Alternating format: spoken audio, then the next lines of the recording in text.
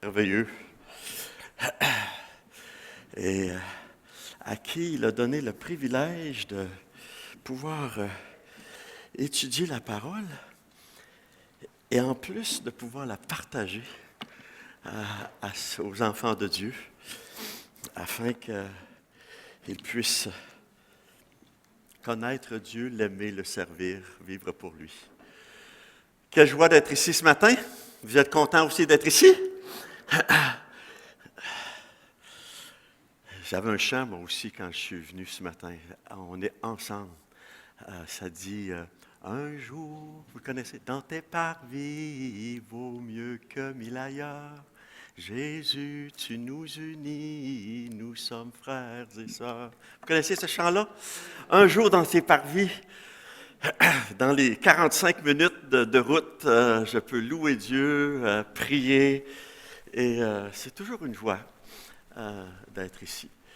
Et j'aimerais qu'on est ensemble pour le célébrer, le louer. On peut commencer par un mot de prière. Seigneur Dieu, merci encore du privilège que tu nous donnes d'être unis ici, sous ton regard, entre frères et sœurs, pour célébrer ton nom. Nous allons célébrer ta table, nous allons nous rappeler à quel grand prix tu nous as rachetés.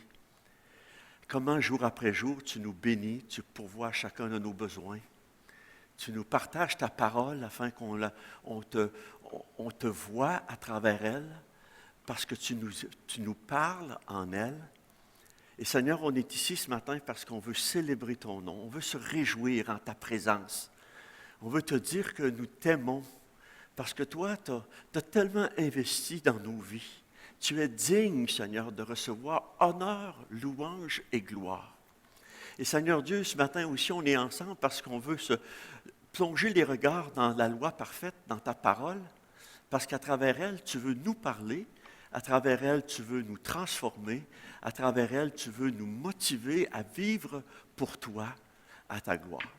Alors Seigneur, sois avec ma bouche, sois avec nos cœurs, bénis ta parole, et donne-nous, Seigneur, de élever nos regards vers toi pour te contempler, pour pouvoir te célébrer, pour pouvoir te servir. Et nous te prions ces choses au beau nom de Jésus. Amen. Amen. Amen.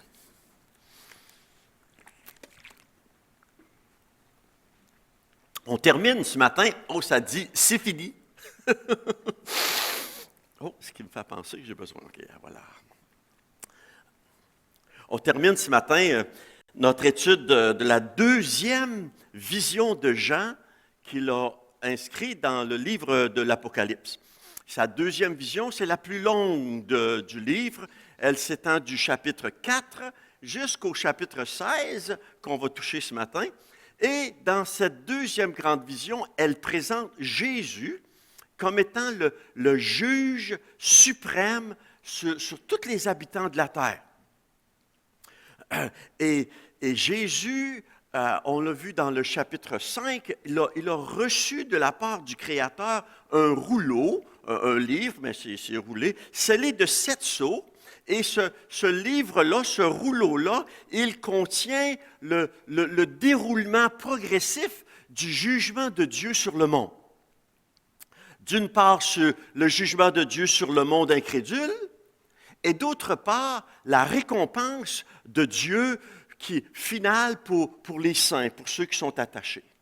Et Jésus, lui, l'agneau immolé, il nous est dit, il est digne.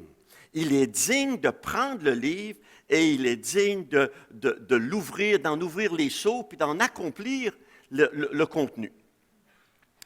Alors, on a commencé par regarder les 6 premiers sceaux.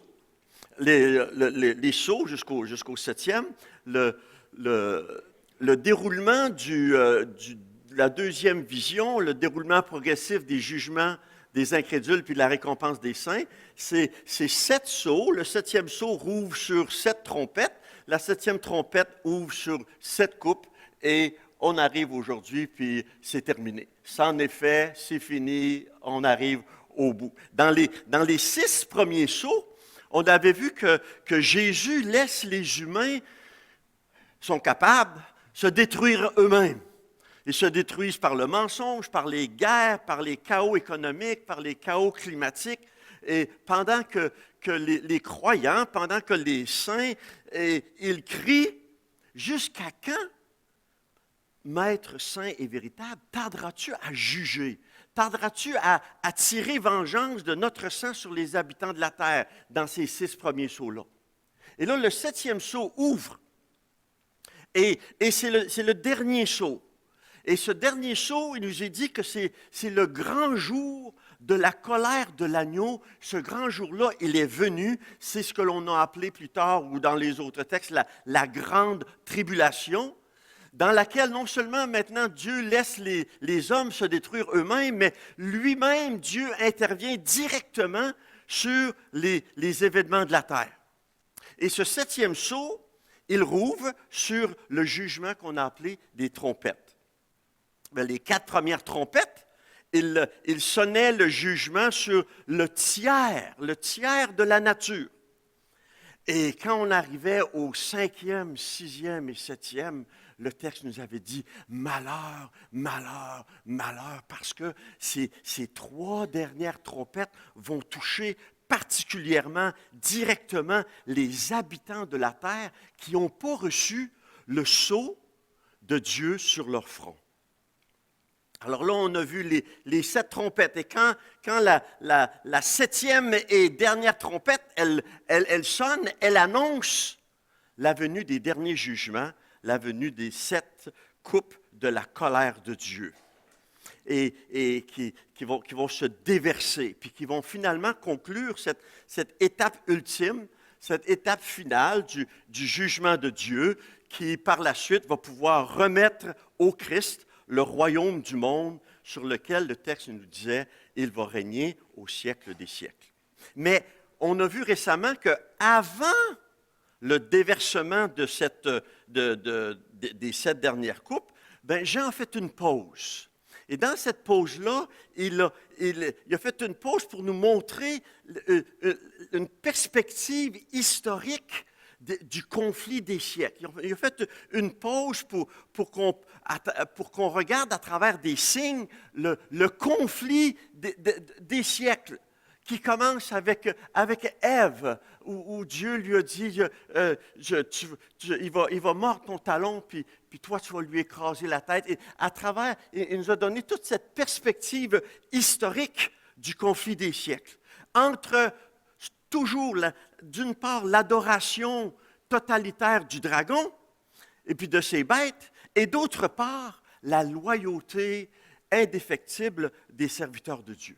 Et ce matin, on arrive à la fin de la pause et au déversement des 7 coupes de la colère de Dieu, à travers les chapitres 15 et à travers les chapitres 16.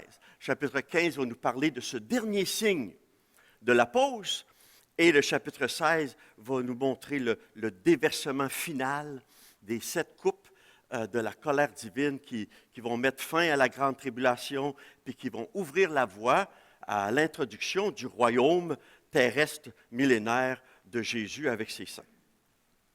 Et prions que, à travers ce texte encore qu'on va lire ce matin, on puisse être encouragé, non seulement par l'information, mais qu'on puisse être encouragé à demeurer vigilant. Dieu a un plan, Dieu avance dans son plan, nous faisons partie de son plan et nous sommes appelés à veiller. Nous sommes appelés à demeurer vigilants. Nous sommes appelés le texte va nous dire, à garder notre linge pur, à marcher dans la sainteté. On est prêt pour ce dernier bout de la deuxième vision. Et ça commence par le dernier signe qui est l'adoration des vainqueurs. Et je vais lire le chapitre 15, les versets 1 à 6. Vous êtes toujours invité à le lire chez vous. Vous recevez le courriel, et parce qu'on ne regarde pas profondément dans les détails, mais on veut quand même voir ce qui est écrit. Apocalypse chapitre 15. « Puis je vis dans le ciel un autre signe, grand et admirable, 7 anges qui tenaient 7 fléaux, les derniers, car par eux s'accomplit la colère de Dieu. Et je vis comme une mer de verre mêlée de feu, et ceux qui avaient vaincu la bête et son image et le nombre de son nom, debout sur la mer de verre, ayant des harpes de Dieu. Et ils chantaient le cantique de Moïse, le serviteur de Dieu, et le cantique de l'agneau en disant, « Tes œuvres sont grandes et admirables, Seigneur Dieu Tout-Puissant. Tes voies sont justes et véritables, Roi des nations. Qui ne craindrait, Seigneur, et ne glorifierait ton nom? Car seul tu es saint. Et toutes les nations viendront et se prosterneront devant toi parce que tes jugements ont été manifestés. » Après cela, je regardai, et le temple du tabernacle du témoignage fut ouvert dans le ciel. Et les 7 anges qui tenaient les 7 fléaux sortirent du temple, revêtus d'un fin lin pur, éclatant et ayant des ceintures d'or autour de la poitrine. Et l'un des 4 êtres vivants donna aux 7 anges 7 coupes d'or, pleines de la colère du Dieu qui vit au siècle des siècles. Et le temple fut rempli de fumée à cause de la gloire de Dieu et de sa puissance. Et personne ne pouvait entrer dans le temple jusqu'à ce que les 7 fléaux des 7 anges fussent accomplis. Ce dernier signe.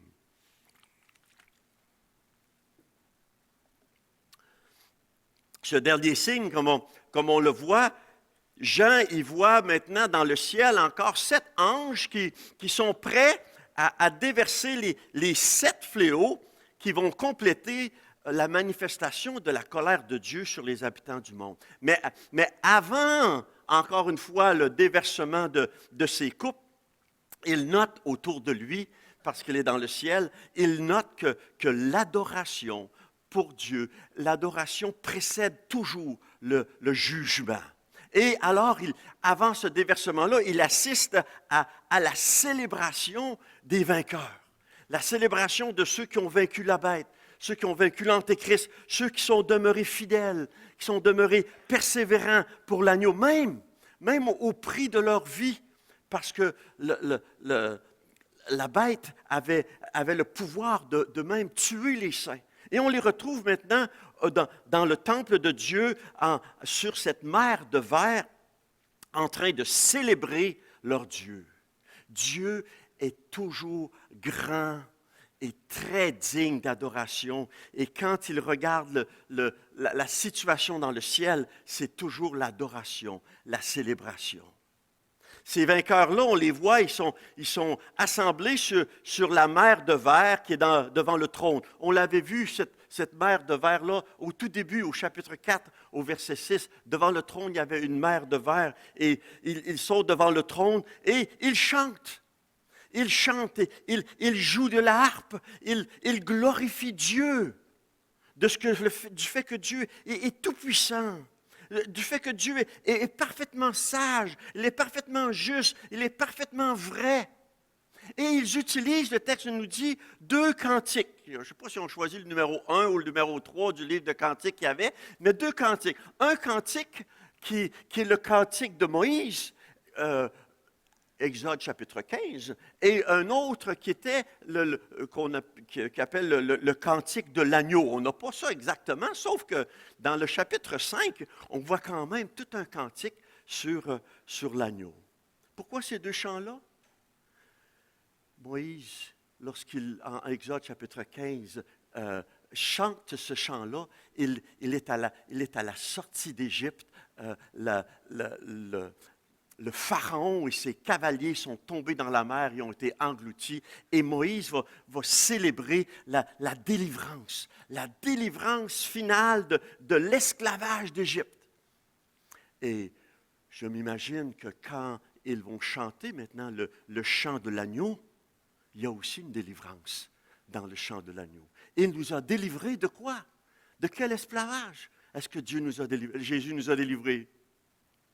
La mort, le péché. On a aussi cette même délivrance dans l'agneau qui a versé son sang pour payer pour notre rédemption. Alors ils chantent il glorifie Dieu, il joue de la harpe et il célèbre Dieu pour sa délivrance. Parce que Dieu seul est saint. Tes œuvres, il nous est dit, sont grandes et admirables, Seigneur Dieu Tout-Puissant. Dieu seul est saint. Et il nous est dit, et maintenant le moment est venu, selon ta promesse, que toutes les nations, maintenant, ils se rassemblent et ils viennent à toi pour l'adorer et pour te servir. Comme il est mentionné dans le psaume 86, les versets 6 à 10, où la promesse est faite par le psalmiste en disant « Nul n'est comme toi parmi les dieux, Seigneur. Rien ne ressemble à tes œuvres. Toutes les nations que tu as faites viendront se prosterner devant ta face, Seigneur, et rendre gloire à ton nom, car tu es grand et tu opères des prodiges. Toi seul, tu es Dieu. » Seigneur, tes œuvres sont grandes et admirables. Tes voies sont justes et véritables. Et toutes les nations viendront et se prosterneront devant toi parce que tes jugements ont été manifestés. Toi seul es saint. Ils adorent Dieu. Et devant cette adoration-là, encore le ciel va répondre. Il va répondre par l'ouverture il nous est dit, l'ouverture. Après cela, je regardais, et le temple du tabernacle du témoignage fut ouvert dans le ciel. L'ouverture du tabernacle du témoignage, on l'avait vu aussi juste avant la pause. Maintenant, cette pause-là, elle termine. Juste avant la pause, l'ouverture de l'Arche de l'Alliance, qui est toujours l'image où Dieu réside avec son peuple. Toujours l'image de cette arche de l'Alliance où le jugement divin prend son origine, et où la gloire de Dieu se manifeste, et à travers lequel il va envoyer les anges pour accomplir sa volonté. Et ces anges-là, il nous a dit, ils vont déverser les coupes et ils ne pourront pas revenir dans le temple avant que leur ministère soit accompli selon sa volonté. Et la pause se termine avec encore cette ouverture de l'arche. Et de la même manière que la pause avait commencé dans le chapitre 11, verset 19, juste avant la pause, il nous était dit, « Et le temple de Dieu dans le ciel fut ouvert, et l'arche de son alliance apparut dans son temple, et il y eut des éclairs, des voix, des tonnerres, un tremblement de terre, une forte grêle. » C'était juste avant l'ouverture des signes. Et juste à la fin des signes, à la fin de cette pause-là, on a cette même information-là. Que le temple du tabernacle du témoignage est ouvert dans le ciel. Et le temple fut rempli de fumée à cause de la gloire de Dieu et de sa puissance. Le dernier signe, au chapitre 15, nous parle de ces croyants qui étaient des vainqueurs et qui se trouvent maintenant en présence de Dieu. Et en présence de Dieu, il y a l'adoration. Il y a toujours l'adoration. L'adoration précède le jugement. On arrive au chapitre 16, et maintenant on aura le déversement des coupes de la colère. Ça va être des coupes cette fois-là. Il y avait des seaux, il y avait des trompettes, maintenant c'est des coupes. Qu'est-ce que ça transmet comme image, une coupe? Vous allez être dans le temps des fêtes, vous allez être avec des personnes. Et probablement que sur votre table, il va y avoir des coupes. Et pourquoi est-ce qu'on met des coupes sur une table? Pour célébrer, pour faire chin-chin, je ne sais pas. La coupe est dans laquelle on met des choses et l'image de la communion avec les autres. Et l'image de l'harmonie qu'on peut avoir. Elle est l'image de l'alliance que l'on a les uns envers les autres. Je ne sais pas si vous avez déjà vu des mariages où des fois c'est trois chandelles, deux chandelles, puis ils en font un. Ou d'autres fois, c'est deux personnes qui ont une coupe, puis qui se prennent comme ça, comme dans et qui partagent la coupe de l'eau. La coupe est l'image de l'harmonie, est l'image de la communion. Mais le rejet, le déversement de la coupe donne exactement l'image opposée. Le rejet de l'harmonie, le rejet de la communion, le déversement de la colère de Dieu sur les habitants de la terre.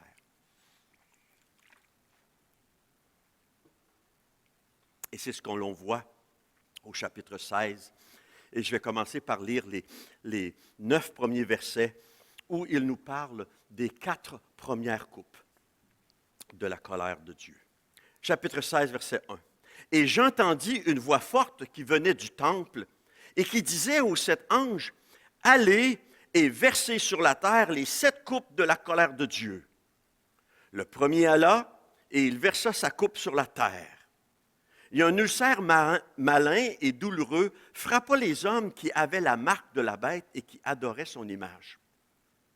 Le second versa sa coupe dans la mer, et elle devint du sang comme celui d'un mort, et tout être vivant mourut, tout ce qui était dans la mer. Le troisième versa sa coupe dans les fleuves et dans les sources d'eau, et ils devinrent du sang.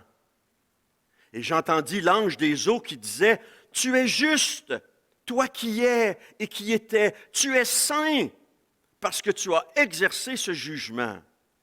Car ils ont versé le sang des saints et des prophètes, et tu leur as donné du sang à boire, ils en sont dignes. » Et j'entendis l'autel qui disait, « Oui, Seigneur Dieu Tout-Puissant, tes jugements sont véritables et justes. » Le quatrième versa sa coupe sur le soleil, et il fut donné de brûler les hommes par le feu, et les hommes furent brûlés par une grande chaleur, et ils blasphémèrent le nom de Dieu qui a l'autorité sur ces fléaux, et ils ne se repentirent pas pour lui donner gloire.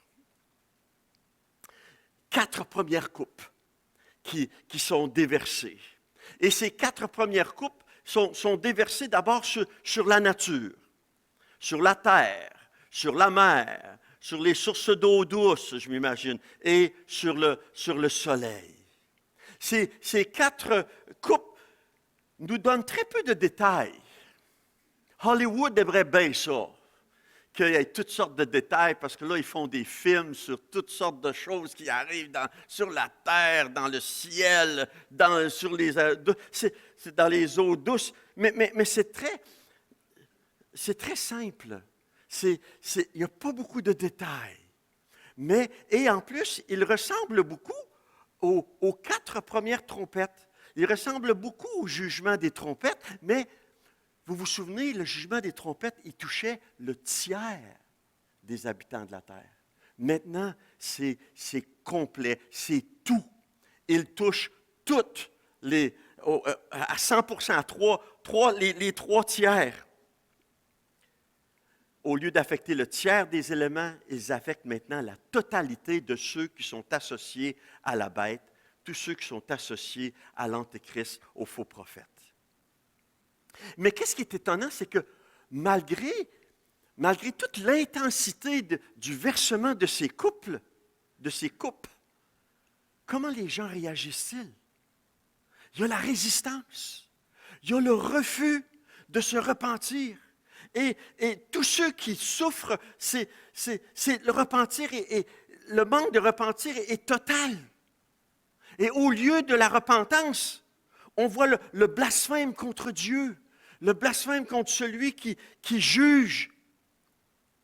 Et d'un autre côté, on voit les anges qui disent, « Tu es juste, toi qui es, qui étais, tu es saint parce que tu as exercé ce jugement. » Puis au ciel, ils disent, « Oui, certain, Seigneur Dieu Tout-Puissant, tes jugements sont véritables et sont justes. » Malgré le déversement de ces coupes, le cœur de l'homme n'a pas changé.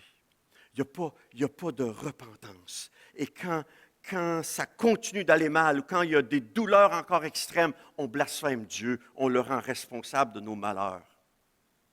Mais Dieu est saint. Il rejette le péché. Et je me dis que ça ressemble beaucoup à ce qui se passe encore aujourd'hui, chez nous. Les gens de notre siècle, si ça va mal, c'est toujours plus facile de blâmer qui?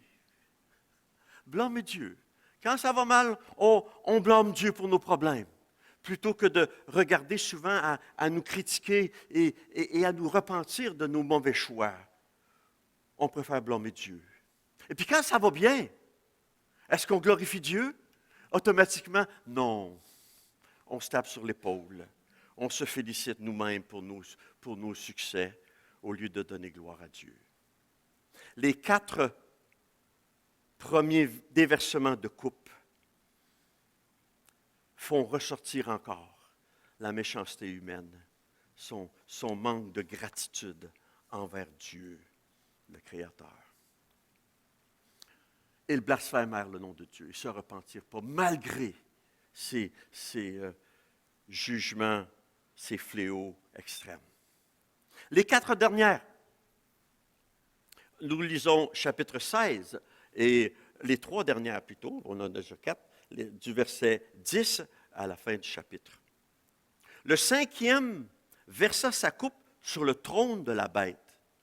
Et son royaume fut couvert de ténèbres, et les hommes se mordaient la langue de douleur, et ils blasphémèrent le Dieu du ciel à cause de leur douleur et de leurs ulcères, et ils ne se repentirent pas de leurs œuvres. Le 6e versa sa coupe sur le grand fleuve, l'Euphrate, et son eau tarit, afin que le chemin des rois venant de l'Orient fût préparé. Et je vis sortir de la bouche du dragon et de la bouche de la bête et de la bouche du faux prophète 3 esprits impurs semblables à des grenouilles. Car ce sont des esprits de démons qui font des prodiges et qui vont vers les rois de la terre afin de les rassembler pour le combat du grand jour du Dieu Tout-Puissant. Voici, je viens comme un voleur. Heureux celui qui veille et qui garde ses vêtements afin qu'il ne marche pas nu et qu'on ne voit pas sa honte. Et ils les rassemblèrent dans le lieu appelé en hébreu Armageddon. Le 7e versa sa coupe dans l'air, et il sortit du temple, du trône, une voix forte qui disait « C'en est fait !» Et il y eut des éclairs, des voix, des tonnerres et un grand tremblement de terre, tel qu'il n'y en avait jamais eu depuis que l'homme est sur la terre, et un aussi grand tremblement. Et la grande ville fut divisée en 3 parties, les villes des nations tombèrent, et Dieu se souvint de Babylone la grande pour lui donner la coupe du vin de son ardente colère. Et toutes les îles s'enfuirent, et les montagnes ne furent pas retrouvées, et une grosse grêle, dont les grêlons pesaient 1 talent, tomba du ciel sur les hommes, et les hommes blasphémèrent Dieu à cause du fléau de la grêle, parce que ce fléau était très grand. Les 4 premières coupes ont été déversées sur des éléments de la nature. Les 3 dernières coupes sont déversées encore sur les habitants de la terre, dans leur dimension universelle, dans leur dimension politique, dans leur dimension géographique. Et les fléaux encore vont susciter de très grandes souffrances, et encore, non pas de la repentance de la part des habitants de la terre, mais des blasphèmes et un refus total de repentance. Il nous est dit que la 5e coupe, elle tombe, elle frappe le trône de la bête. La bête qui avait maintenant un gouvernement mondial que l'on a vu, elle est déversée sur son trône, sur son endroit de contrôle, sur son gouvernement mondial. Et le texte nous dit, elle devient enténébrée. Pas trop de détails. Le trône, l'organisation de la bête devient désorganisée, enténébrée. La 6e coupe, elle est déversée sur le fleuve de l'Euphrate. L'Euphrate, c'est un fleuve qui va diviser les nations de l'Est, de l'Orient, d'Israël qui va être à l'Ouest. L'Euphrate les divise. Il nous est dit que cette 6e coupe, elle est déversée sur le fleuve entre les nations de l'Orient et la terre d'Israël, et ce fleuve-là, il devient asséché parce que ça va permettre au dernier grand projet de la Trinité satanique de pouvoir s'accomplir. Et ce projet que la Trinité satanique a comme objectif, c'est qu'elle va aller vers les rois de toute la terre, au verset 14. Ils vont vers les rois de toute la terre afin de les rassembler pour le combat du grand jour du Dieu Tout-Puissant. Les trois esprits, ils quittent et ils vont séduire, ils vont convaincre les rois de la terre de se rassembler dans un endroit bien précis, il nous est dit. Ils les rassemblèrent dans le lieu appelé en hébreu Har-Magédon. Har en hébreu, c'est montagne, et puis Mégédon, Megiddo. Ils vont les rassembler à un endroit qu'on appelle, comme vous voyez sur la petite photo, la montagne de Megiddo. La montagne de Megiddo, elle est juste à côté de la grande vallée de Megiddo, où à travers les siècles, il y a eu des guerres extrême, mais cette vallée de Megiddo, elle va jusqu'à la vallée du Jourdain et elle s'approche de Jérusalem. Alors les armées peuvent se rassembler dans la vallée de Megiddo, suivre la vallée du Jourdain et attaquer Jérusalem, attaquer Israël. Et c'est le plan de la grande bataille que l'adversaire veut faire, de diriger les nations vers Jérusalem dans le but de détruire Israël. Mais le texte les textes de la Bible vont nous montrer que quand ils veulent attaquer Jérusalem, eh bien, le peuple juif la Bible dit, l'Éternel va répandre sur la maison de David et sur les habitants de Jérusalem un esprit de grâce et de supplication, puis ils vont tourner leur regard vers moi, celui qu'ils ont percé. Ils vont tourner leur regard vers Jésus, celui qu'ils ont percé, et les Israélites, sous cette grande pression, vont se convertir de façon nationale à Jésus, de la même manière que quand Jésus était crucifié, la nation a rejeté son Messie. Ils ont dit à Pilate, on n'a pas de Dieu d'autre que César. C'est pas tout dans le texte d'Apocalypse, hein? Regardons, qu'est-ce que j'ai fait un résumé court de ce que Zacharie nous enseigne dans le chapitre 12. Il nous est dit, « Ainsi parle l'Éternel, voici je ferai de Jérusalem une coupe d'étourdissement pour tous les peuples d'alentour. En ce jour-là, je ferai de Jérusalem une pierre pesante pour tous les peuples. Et toutes les nations de la terre s'assembleront contre elle. En ce jour-là, je m'efforcerai de détruire toutes les nations qui viendront contre Jérusalem. Alors, je répandrai sur la maison de David et sur les habitants de Jérusalem un esprit de grâce et de supplication, et ils tourneront les regards vers moi, celui qu'ils ont percé. En ce jour-là, le deuil sera grand à Jérusalem, comme dans la vallée de Megiddo. » Comme je dis, ce grand jour maintenant, l'Euphrate est asséché et la Trinité satanique, elle va convaincre les nations de se rassembler pour attaquer de façon définitive Israël. Et ils se rassemblent dans la vallée de Megiddo pour attaquer Israël et de les rassembler, comme le texte disait, pour le combat du grand jour du Dieu Tout-Puissant. Là où les armées vont se rassembler, il nous était mentionné plus tôt, toutes les nations viendront et se prosterneront devant toi, mais toutes les nations d'abord vont venir se rassembler contre Israël. Et Israël, étant débordé, va tourner les regards vers celui qu'ils ont percé. C'est rappelé dans l'évangile de Jean, quand Jésus a été crucifié à la croix, on l'a percé. Et Jean pouvait dire, c'était prophétisé ça, que notre Messie serait percé. Et Zacharie a prophétisé que celui qu'ils avaient percé, plus tard, il allait avoir un esprit de supplication qui va appeler, viens vers nous. Jésus avait dit, vous ne verrez pas ma face jusqu'au moment où vous allez dire, béni soit celui qui vient au nom du Seigneur. Et il y aura cette conversion nationale à Jésus, comme de la même manière, les Juifs, le peuple juif, les dirigeants juifs avaient rejeté Jésus en disant, on n'a pas de roi d'autre que César. La 6e coupe est tombée, est versée. Et la 7e coupe nous arrive. Elle est ici, la 7e. Elle est versée dans l'air et elle confirme la fin. C'est fini.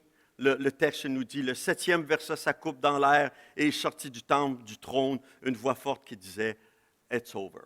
C'est en effet, c'est terminé, c'est fini. C'est juste un mot en grec, gégoden. Les choses sont arrivées, les choses sont faites, les choses sont accomplies. C'est en effet.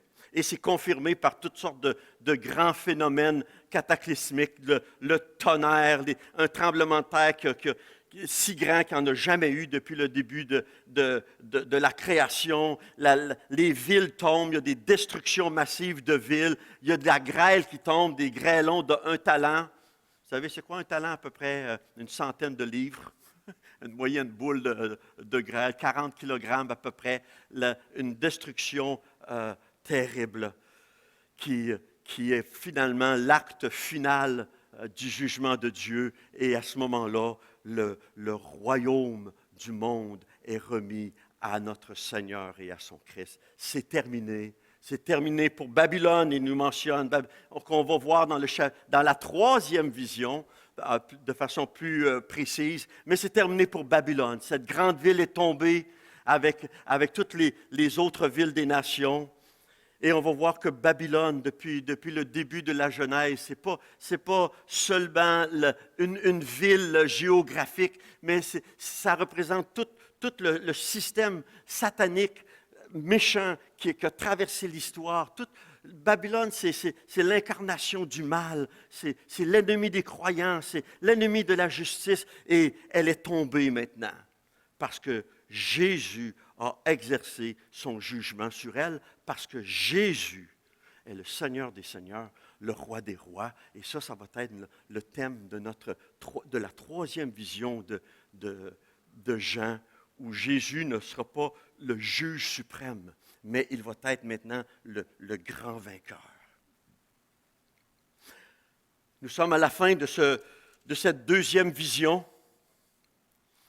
Jésus avait dit, lorsqu'il était sur la terre, « Le Père a remis tout jugement au Fils. » Et Apocalypse nous montre que Jésus a exercé son jugement comme juge suprême de la terre.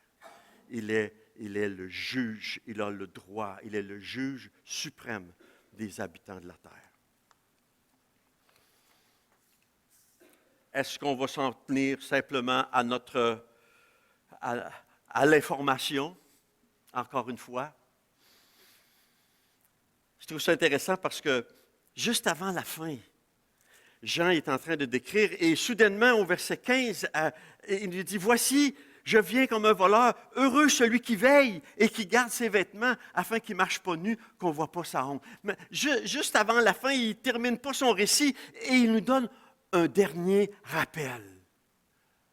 Demeurez vigilants, frères et sœurs.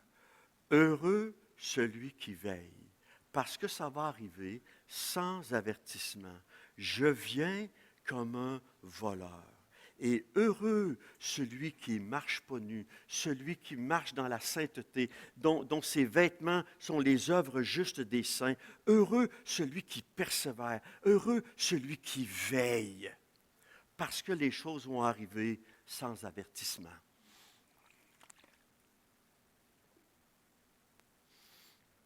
C'est tellement facile de lire ces textes-là, puis tout simplement de dire « Oh ouais, ça va arriver », et puis un peu de s'endormir dans notre confort quotidien, puis pas considérer le sérieux de ces événements à venir. L'auteur aux Hébreux, il rappelait à peu près la même chose aux Hébreux dans le chapitre 12. Il leur disait « Gardez-vous de refuser d'entendre celui qui parle du haut du ciel et qui maintenant a fait cette promesse. Une fois encore, j'ébranlerai non seulement la terre, mais aussi le ciel. Alors gardons-nous de refuser d'entendre, de refuser d'être vigilants. » Il dit, c'est pourquoi, recevant un royaume inébranlable, montrons notre reconnaissance en rendant à Dieu un culte qui lui soit agréable, avec piété et avec crainte, car notre Dieu est aussi un feu dévorant. On ne regarde pas ce côté-là du caractère de Dieu. Notre Dieu est aussi un feu dévorant. Faisons attention de ne pas nous endormir, mais plutôt de veiller et d'être reconnaissants. Montrons notre reconnaissance. Montrons notre reconnaissance qu'on a été délivrés de la mort, du péché, de l'adversaire, en lui rendant un culte qui lui soit agréable. Et en même temps, comme à travers le livre de l'Apocalypse, c'est peut-être le livre qui a le plus de psaumes dedans. C'est le livre qui a le plus d'adoration dans le Nouveau Testament, l'Apocalypse. Joignons-nous alors à cette adoration des vainqueurs. Tes œuvres sont grandes et admirables, Seigneur Dieu Tout-Puissant. Tes voies sont justes et véritables, Roi des nations. Je ne sais pas si vous connaissez le chant, c'était dans mon... J'étudie les Écritures, Dieu parle à mon cœur, et il amène des chants, parce que j'aimerais le louer souvent, puis mes paroles sont, je ne suis pas très poète, mais quand les paroles des chants me viennent, je trouve que je peux élever mon âme à Dieu avec les paroles des poètes qui manifestent l'état de mon âme. Mais cette semaine, je chantais « Grande et merveilleuse ». Est-ce que vous connaissez ce chant-là? « Grande et merveilleuse sont toutes tes œuvres, ô Seigneur notre Dieu Tout-Puissant, juste et véritable dans toute ta volonté, toi le Roi éternel, qui sur la terre et dans le ciel est semblable à toi. Tu règnes sur tout l'univers, Dieu d'Israël. Un jour devant toi, tout genou fléchira, toute langue te bénira. Alléluia, alléluia, alléluia. Alléluia, Amen. Et vous connaissez le reste? Lai. Oh, louons Dieu. Dieu nous a délivrés. Dieu nous a délivrés de la mort. Il nous a délivrés du jugement. Celui qui croit au Fils n'est pas jugé. Amen.